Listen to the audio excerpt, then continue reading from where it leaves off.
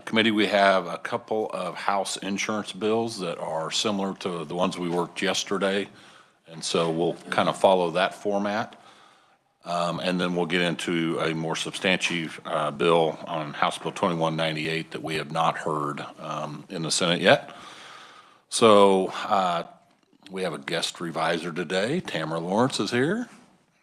So Tamara, would you give us a bill brief on House Bill 2098? Thank you, Mr. Chairman, and good morning, committee. House Bill 2098 is the House version of Senate Bill 18, which this committee heard previously and passed the Senate on a vote of 38-0. The bill would amend KSA 42-125, which pertains to penalties for violations of insurance law, to include the phrase "any other legal entity subject to jurisdiction of the commissioner" in the definition of person. You can see that change on page 2, beginning in line 23. The bill would take effect on July 1, and this did pass the House on a vote of 123-1, and I'll be happy to answer any questions. Committee, are there any questions of Tamara? Okay, seeing none, very important bill that we'll probably need to change the enactment date on so that we can get it into statute a little quicker. Now let's turn our attention to House Bill 2285. Tamara? Thank you, Mr. Chairman. House Bill 2285 is the House version of Senate Bill 119, which this committee also heard and passed the Senate on a vote of 40-0. The bill makes updates to outdated internal statutory references and also makes other technical amendments to conform to current drafting practices. You can see the details of those changes in the revisor memorandum in your packet. The bill would take effect on July 1 and pass the House on a vote of 123-0, and I'll be happy to answer any questions. Thank you, Tamara. Committee, are there any questions? Okay. Eric, would you like to make any comments on these two bills? Sure, Mr. Chairman. Eric Turek here from the Kansas Insurance Department. The only note I will state, Tamara mentioned the House votes. I will state that these two bills passed the Senate unanimously, 38-0 and 40-0. So if any members have any questions, I'm happy to respond. And Eric, there are no changes, no differences between the House bill and the Senate bill? No changes. As previous. Okay, thank you very much. Okay, committee, now let's turn our attention to House Bill 2198, which is considering KPNF for law enforcement officers and employees of the Kansas Department of Wildlife and Parks. Tamara, can you give us a bill brief on this one?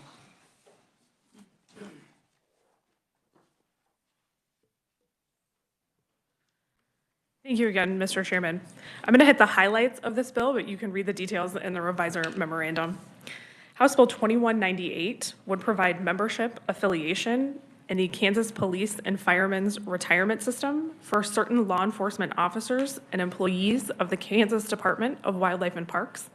KPNF membership would be available to those officers and employees of the department who have successfully completed the required course of instruction for law enforcement officers, are certified as full-time police officer or law enforcement officers, and are employed in the Parks, Public Lands, or Law Enforcement Division.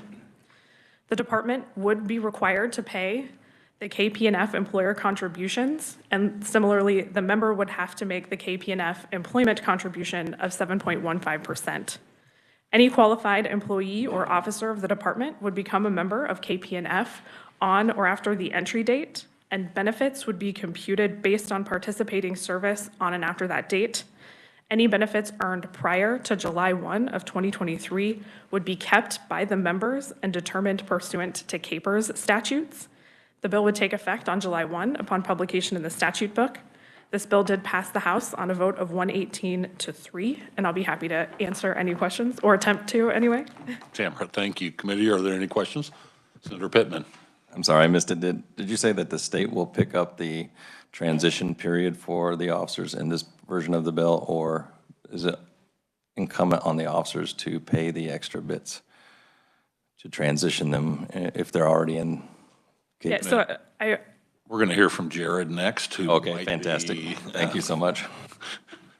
Might be a little more versed on that than Tamara is. Senator? Thank you, Mr. Chair. I'm seeing that this isn't amending current law. This is a brand new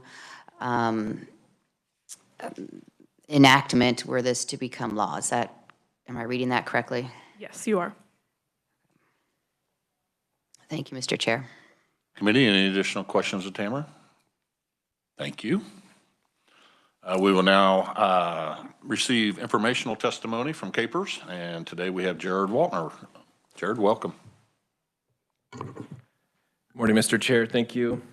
I can just quickly address those questions, if that's all right, before I start on the testimony. So, Senator Warren, you are correct. It is a new statute or new language.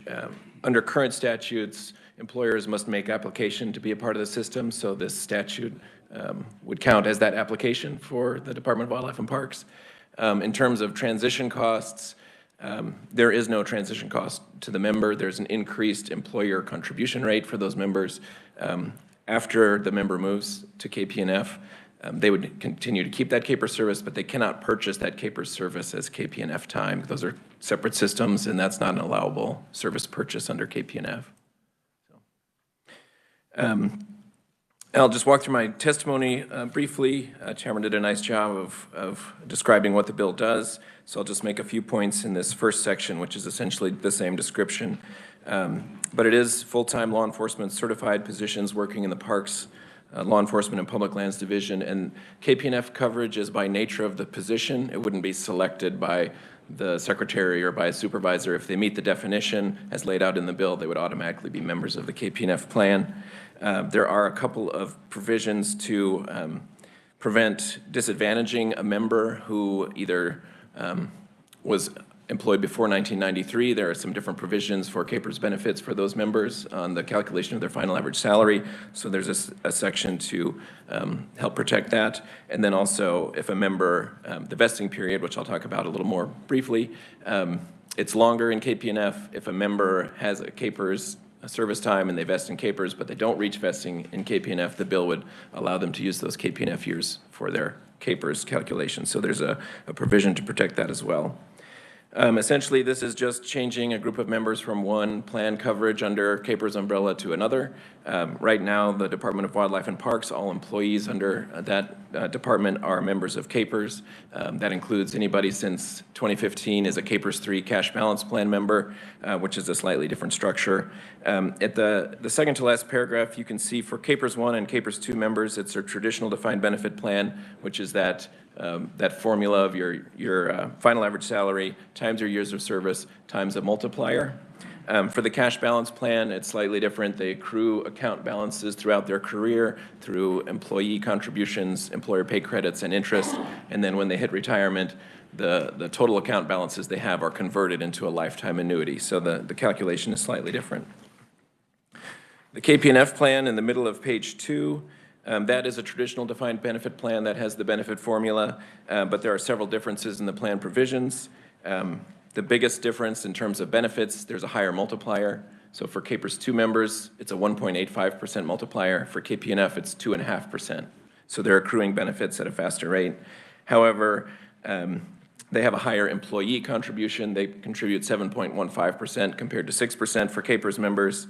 The employer contribution is higher as well.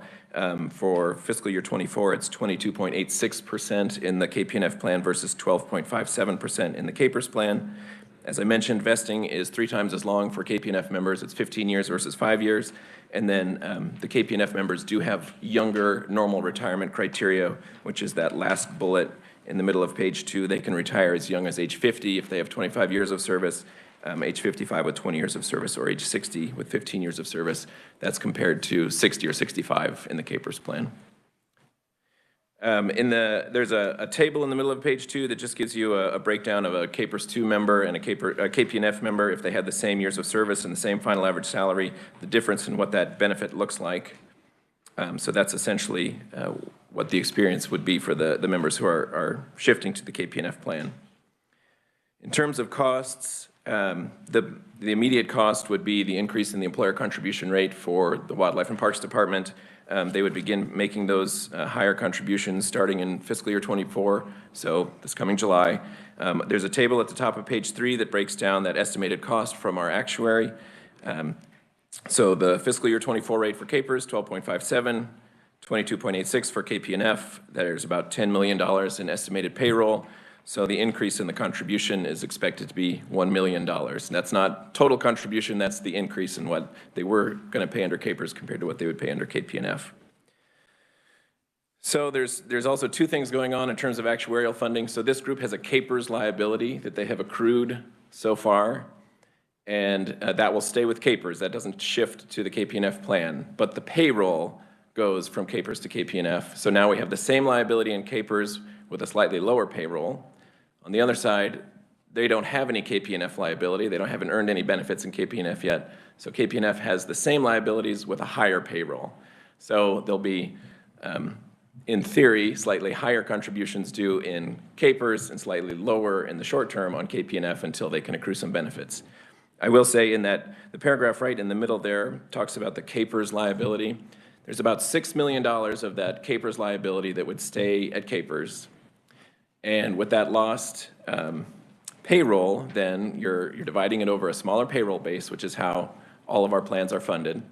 But at $6 million compared to the nearly $6 billion unfunded liability amortized over 17 years, divided by $5 billion in KPERS payroll, it's not zero, but it rounds to zero. So there's actually no change in the employer contribution rate for KPERS after that, because of that liability that stays behind. So that's maybe a little more technical than you needed. There is just a mention of the House action that was taken, but Tamara already walked you through that, so I'll just stand for questions at the appropriate time. Thank you. Jared, thank you. Committee, are there questions? Senator Pittman. Thank you, and thank you, Jared. Just returning to the individual who's worked and has a KPERS account 15 years in, we transition these officers to the new plan. Do they still have to vest another 15 years to get the KP&F? And second question on top of that, just to be absolutely clear, that 15 years of KPERS service is not included in the KP&F account, nor can they buy into that. Just like you said at the beginning, I'm just being very clear on that.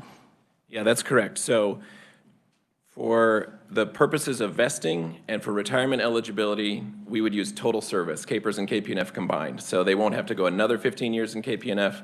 If they have 15 years in KPERS, they would be vested in KP&F. Now, when it comes time to calculate their benefits, they would have a KPERS benefit and a KP&F benefit, and it would be based on the years in those plans. So they don't get to count those 15 years for their KP&F benefit. Those would all be KPERS years, and then at whatever number of years they accrue in KP&F would be used for that calculation. All right, thanks so much. Senator Dietrich. Thank you for that. Great information. 163 positions that you're talking about right now. That's our understanding, yes. And the secretary might have more detailed information than that. So at KPERS, when you're combining two plans into one, or one distribution, let's say, not one plan, will it be one distribution to the retiree? I believe it's typically two distributions, one for KPERS and one for whatever plan. It might be judges also, but yeah, one for each plan. So the reason I was asking, thank you for that, is does this require you to do any software adaptations or? No, it's not uncommon for individuals to have part of their career in KP&F and part in KPERS, and so it's not an uncommon occurrence. This would just be our larger group at once, but it's not uncommon, not difficult to do. Senator Gossage. Thank you, Mr. Chair. You said typically they would submit an application. Has an application been submitted and denied? Well, I'm wondering why the bill.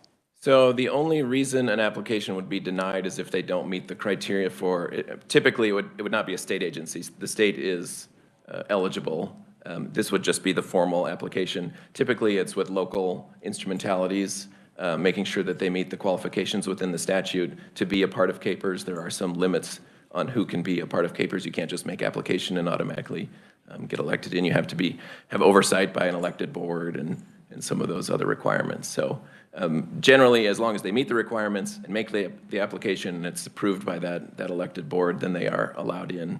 It's just a formality.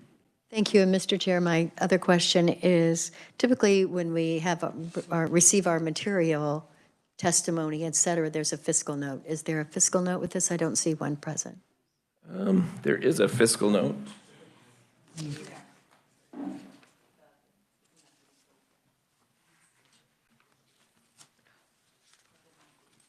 I just didn't see it in this packet. Okay, so there is one.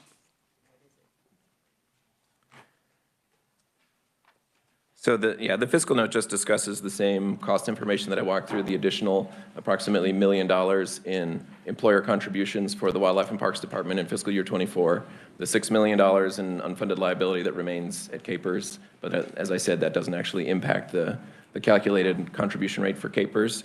We don't have any administrative costs that we're expecting on our end. So the employer would be the Parks Department, not the state of Kansas. So in other words, the taxpayers are not paying this in, that department is paying this in? I'm just trying to understand. So the Parks Department is a state agency. They would be part of the state of Kansas. In terms of funding source, I'd have to defer to the department as to whether or not it's state general fund. My understanding is that it might be fee funded, but I think that the secretary can speak to that. Thank you, Mr. Chair. Committee, additional questions of Jared? Senator Fagg. Thank you, Mr. Chairman, and thank you for your presentation. A lot of good information. What currently is the total unfunded liabilities? You said 6.9 on school and state. So the state school group, the total liability in the last valuation is 6.8 billion, 6.9 billion. What's the total, though? For the total Put system? together all the whole package that we're liable for. 9.8 billion. Okay, thank you. Okay. Jared, thank you very much. Committee, we will now turn to the proponents, and we are fortunate to have Representative Doug Blex. Welcome, Representative. Thank you, Senator, and members of the committee. It's good to look around and see a lot of House-trained senators. I appreciate that. It is an honor for me to testify on House Bill 2198, and this, as you heard, will allow the Kansas Department of Wildlife and Parks law enforcement, those that attended the Certified Law Enforcement Academy, KLETC, would be eligible to affiliate with the Kansas Police and Fire law enforcement system.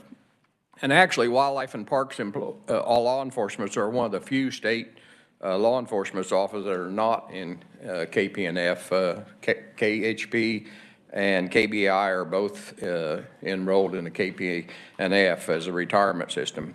And ironically, their duties are a lot the same. And they routinely make arrests, they testify in court, they conduct investigations, and they partner with their state and federal and local law enforcement agencies. And many times, Wildlife and Parks officers are the first on the scene, such as the recent murder in Garden City area. The Wildlife and Parks officer was first on the scene there. And this is especially true for our rural counterparts, those out patrolling. And if you look at the comparability with a highway patrol officer, they patrol our roads usually alone, and they're on our highways, primarily traffic. They do a lot of other things. Our Wildlife and Parks officers patrol those even more remote roads, rural, gravel, sometimes a long ways from anywhere. And they are, of course, primarily charged with wildlife investigations and issues that protect the state's wildlife. But they also run across every kind of other issue that comes about. And I retired, kind of my history, I retired as a certified law enforcement from the Wildlife and Parks. And I can enlighten you on a number of times, not going to tell a lot of war stories, but as well as other officers that are put into life-threatening situations. And it's amazing the number of contacts that we've made over the years on an isolated riverbank at night that turned out to be a wanted felon, and you were out there by yourself for the most part. And I'm still in awe when I come along a highway and I see 3 to 4 vehicles with red and light blues flashing and with backup. And it's just amazing because I recall one cold December night, about 2 o'clock in the morning, I got a call out on a complaint. And in response, there was 3 individuals that was a little bit inebriated, and I was by myself and with no backup. And at that time in our particular county, we had 1 deputy in the northern half and 1 in the southern half. And so we had a little bit of confrontation. It didn't go, it ended up well, but it could have ended up a lot worse. And quite frankly, my only backup was an 870 shotgun, and I've learned that speaks a lot of language when you jack that shell in the chamber. People that are inebriated kind of get a little bit more sober.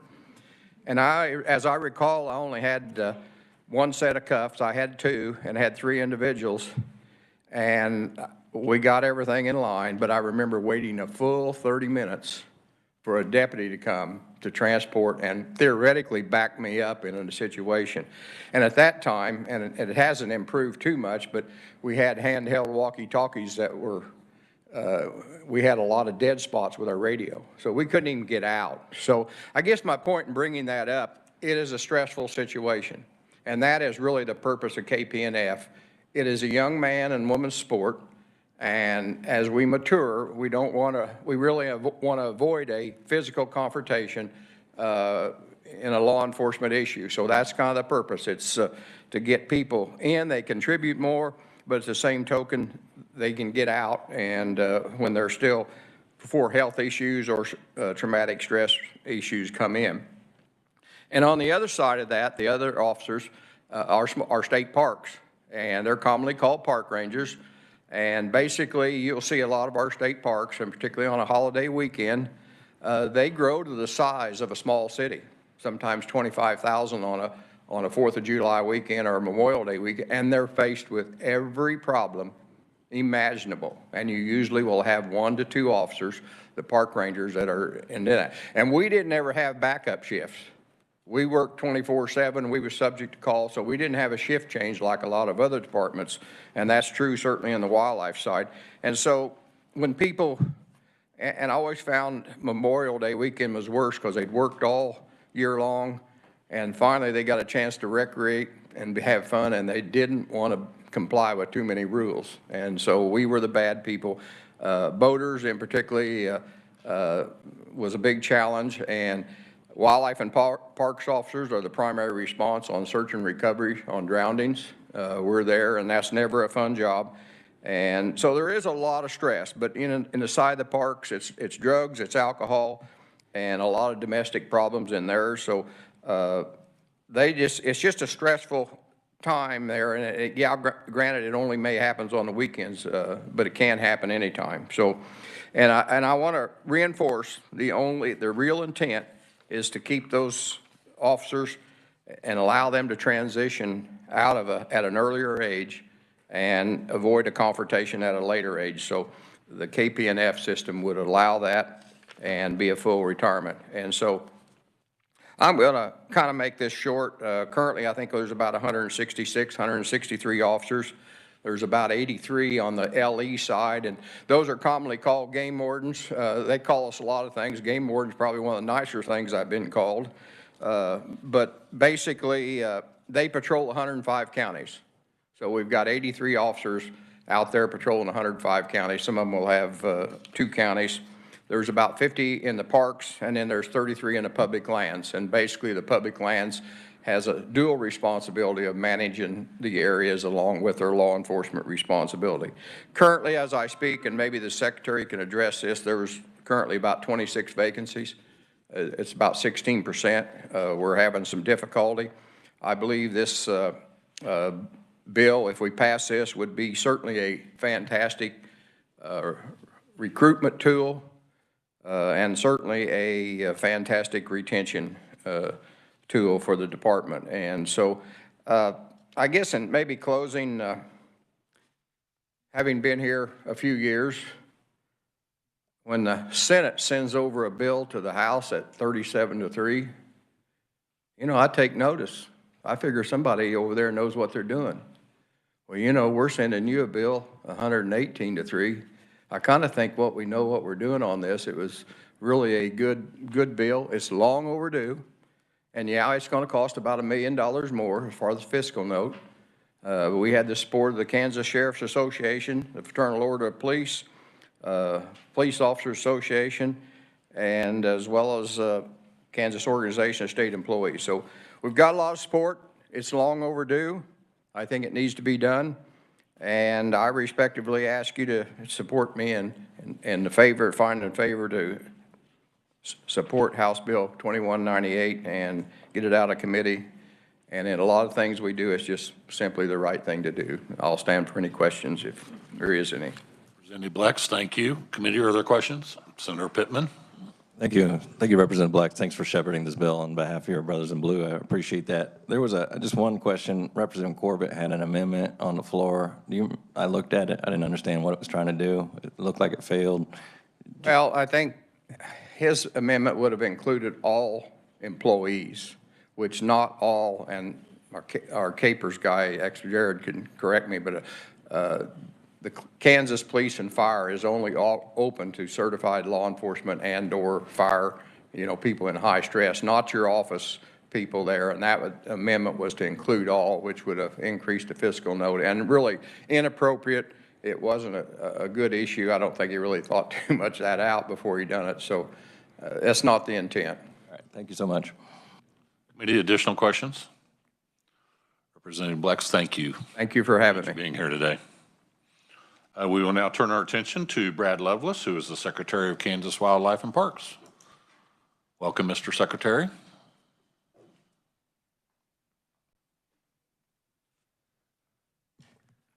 Thank you, Chairman Longbine and members of the committee. It's good to see you this morning. And because the question's come up a couple times, I'll mention it later in my comments, but we are a fee-funded agency, so this money would be on us. It wouldn't come out of state general fund, so that's a good question. House Bill 2198 seeks to affiliate our law enforcement officers with the KPNF. We support the provisions of this bill. This change is necessary for the long-term health of our agency and will aid in recruitment and retention of these valuable safety positions. As the committee is aware, KPNF has different retirement benefits that allow transition out of law enforcement at an earlier age, protecting individual officers from being involved in physical confrontations at a later age, as Representative Blex well described. We feel it's appropriate to add our officers to this system. We have the same statewide jurisdiction law enforcement certification as highway patrol officers and KBI, and they are already in KPNF.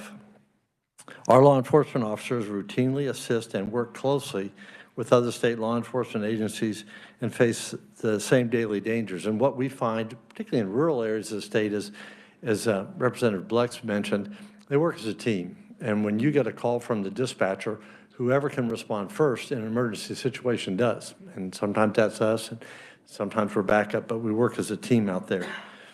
Additionally, as I said a minute ago, we are our fee-funded agency, and this transition will have no negative impact on state general funds.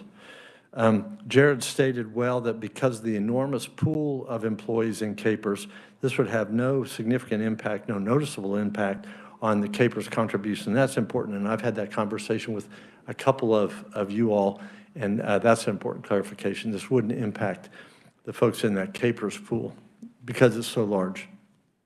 In short, we are trying to run wildlife and parks like any of you would run your business, and many of you do run your businesses.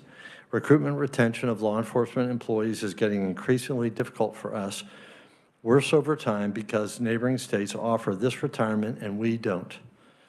We raise our own money to run our agency, and we've made it a priority. We've had agency-wide conversations about this, and it's a priority for us to spend this money on these employees in order to get the ones and retain the ones that we need.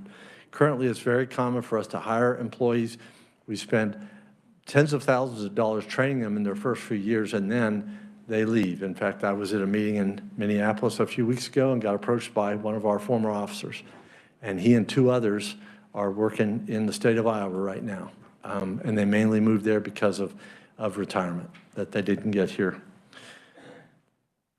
Importantly, questions come up, and it's detailed and it's hard to understand, but all those folks who have served for so many years, they really don't get a benefit from this. So this is really a long-term investment in our agency.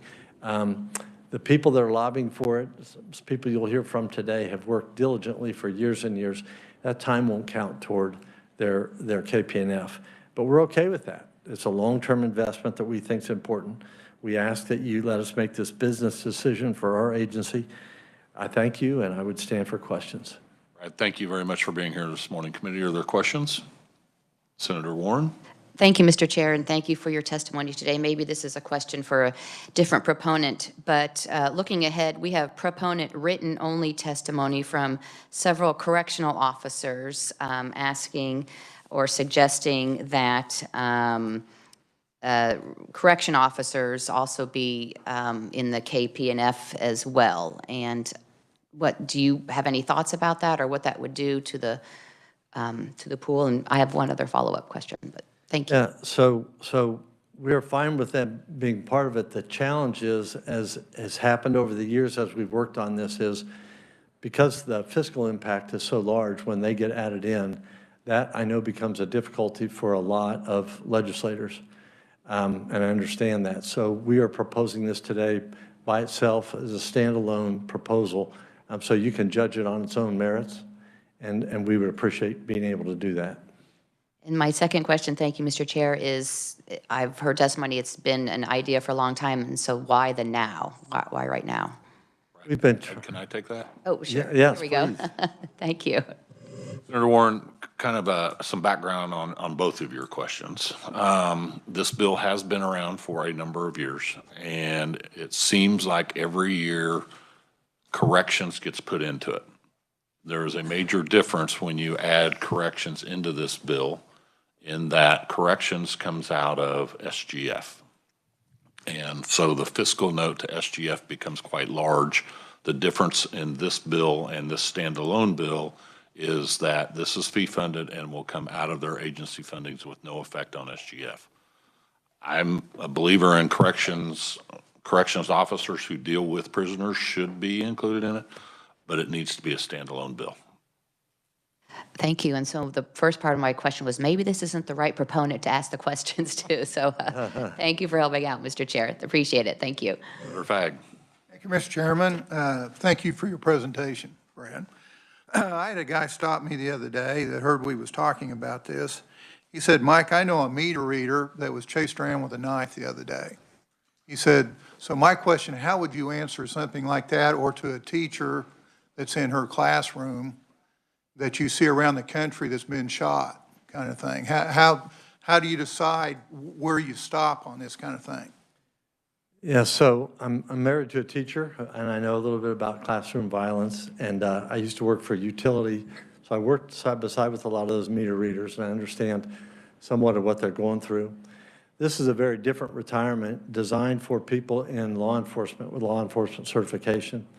And ultimately, the people that employ teachers and meter readers, in order to recruit and retain them, will have to look at what they offer and the total packages in order to make those attractive to those people.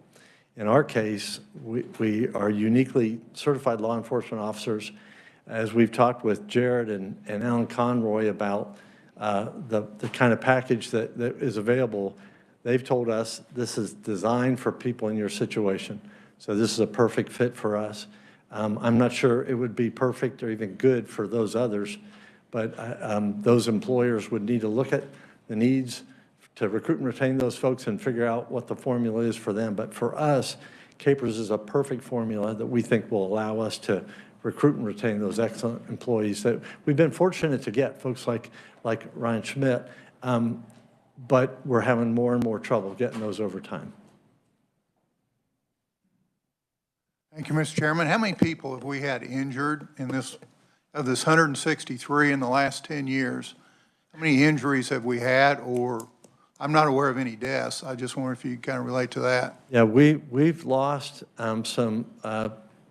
one certified law enforcement officer I'm aware of, and we get injuries all the time. When you do this kind of physical work, as Representative Blex mentioned, we have officers injured all the time in the course of doing what they need to do to apprehend people and protect, folks out there in the course of their jobs.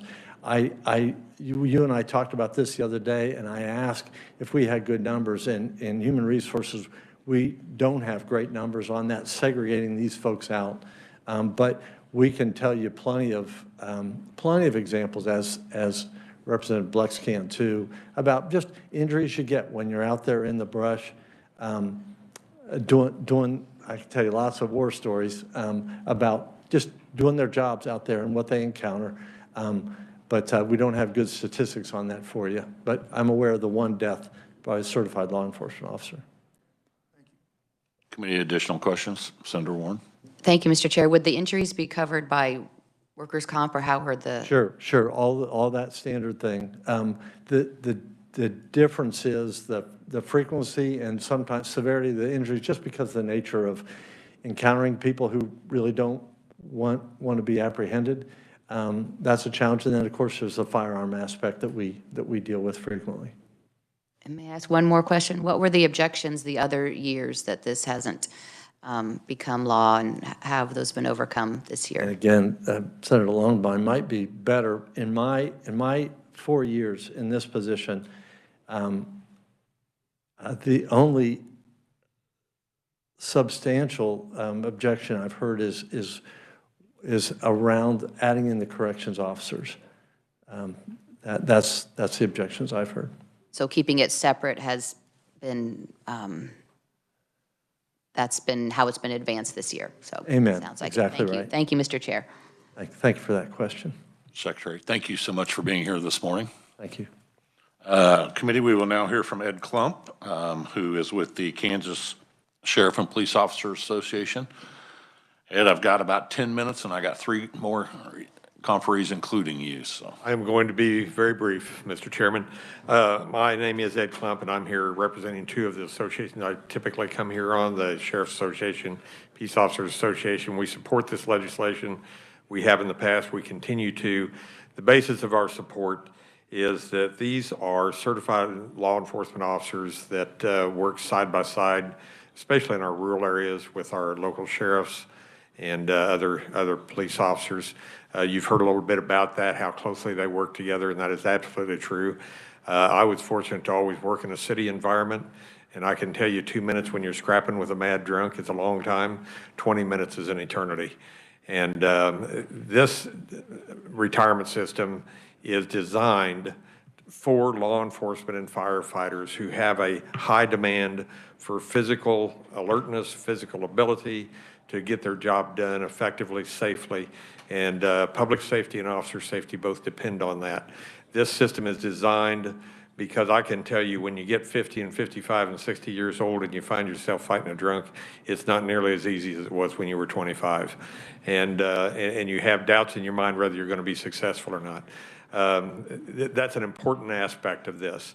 And we believe, our associations believe, that every law enforcement officer in the state of Kansas should be under KP&F regardless of where they work, what agency they work for. We know that can't be legislated at the local level. That's local decisions have to be made. But we are finding more and more of our local agencies transferring to KP&F. And I think that puts even more of an impetus on those that are not in KP&F being able to recruit, as has been talked to you about. So with that, Mr. Chairman, you're going to hear a lot better information from the other proponents than you are from me, but we are strongly in support of this. We think this is a very important change and should be made, and we ask you to support it. Thank you. Thank you very much. And could you make yourself available after committee's over if any individual legislators have questions? I absolutely will. Thank you. We will now hear from Ryan Smith, who is with the Kansas Fraternal Order of Police. Ryan, welcome. Thank you. And Ryan, if you could, 3-4 minutes. I will. I'll keep it brief because Representative Blex and Secretary Levels pretty much said everything I was going to say. So thank you for allowing me to speak on behalf of House Bill 2198. My name is Ryan Smith. I am the trustee for Kansas Game Warden Lodge 59 of the Kansas Fraternal Order of Police. I'm here to represent those officers of the lodge and asking for support of this bill. 2198 will allow full-time law enforcement officers of the Kansas Department of Local Parks, Public Lands, Parks, and Law Enforcement Division to transition to KP&F. We believe this will greatly enhance the department's efforts in retention and recruitment, Because as mentioned before, I've talked to those officers who have left this agency, and most of them say the reason they're leaving is for pay and retirement. Currently, I'm one of the lucky ones, I guess you could look at, because I've been on for 25 years, so I'm on the 85-point system, where currently the newer people are on a Tier 3, which requires them to work up to 65 years of age. Law enforcement officers should not be working to 65 years of age. I mean, it's just not good. It's not typically a good idea to be doing that, because this is a career path that is physically challenging and mentally demanding type of job. Mr. Bleck, Representative Bleck said that, you know, we are short personnel. Absolutely correct. In the law enforcement division, we're about 14 officers short, which is about 20% of the law enforcement division, and opens about 25 counties of not having law enforcement in the law enforcement division there. The reason most people, again, are leaving is for better benefits and retirement. We are, every officer is a certified law enforcement officer. We are the police officers. We have to follow the Kansas laws and statutes, and we have statewide authority and jurisdiction, and we also have to follow all the C-post requirements, just like any other law enforcement agency has to. We, again, just as Representative Bleck said, we work in probably some of the remote areas that other law enforcement agencies don't have to. I mean, our backup really isn't there. It could take quite a while. So, and again, as I mentioned before, this is a physically demanding job, and when it comes down to it, you know, you're your only backup, basically, when it comes down to it. And again, we enforce all state and federal laws regarding, you know, whether if it's for hunting, fishing, boating, or any state statute and regulations. You know, we also back and assist other agencies, such as the Highway Patrol and the Kansas Bureau of Investigation. And they also provide KPNF retirement to their employees. So we would like the same opportunity to do so. I just want to thank you for giving the opportunity to speak to you, and I'll stand for any questions. Ryan, thank you very much for being here today, and if you could make yourself available if anybody has individual questions, that'd be great. Thank you. We'll now hear from Sarah LaFrenz with KS.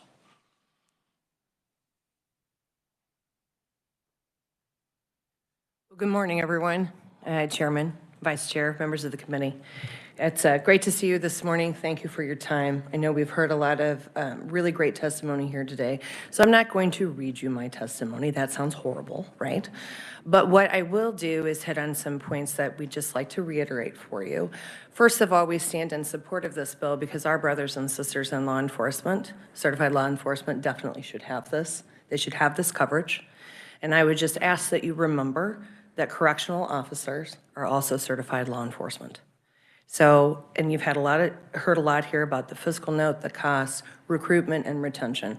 We know that it's very expensive, but I would like to share with you some numbers that I just received late last week from the Department of Corrections. And I would be more than happy to also share them with you if you would like them. So at Ellsworth Correctional Facility, they have 161 authorized full-time employees. There are 41 vacancies. At El Dorado, there are 358 authorized full-time employees that are uniformed, and they have uniform vacancies of 96, so that is almost 27% vacancy. At Hutchison, there's 361 uniformed or authorized full-time employees, and they have 67 vacancies. So these are very large amounts of people that are missing, that are needed to do the job. When we speak with our members and we speak to people in the community, this is something that they consider would help with recruitment and retention. This is also something, as I understand it, that the Department of Corrections believes would help with recruitment and retention. So that's what I would like to just mention to you this morning. I really appreciate your time here today, and I would be more than happy to answer any questions that you have. Sarah, thank you very much, and if you could make yourself available afterwards, that'd be great. Thank you. Okay. Committee, call your attention to written only testimony from Kevin Johnson, Lauren Kriegel, and Kevin Postoknik, all correction officers with the state. We will close the hearing on 2198 for your advanced planning purposes. We will not meet Monday or Tuesday. Wednesday, I intend to work all of the bills that all of the house insurance bills plus this one and another one, and we will get you a list of those bills prior to meeting on Wednesday. Thursday, we will have a hearing on another House bill, and if the committee decides that they're comfortable enough with that, we will work that bill. We will take next Friday off, and then since we've worked so hard and done so well, we will take the remaining week and a half off. So that's all I have today. We are adjourned.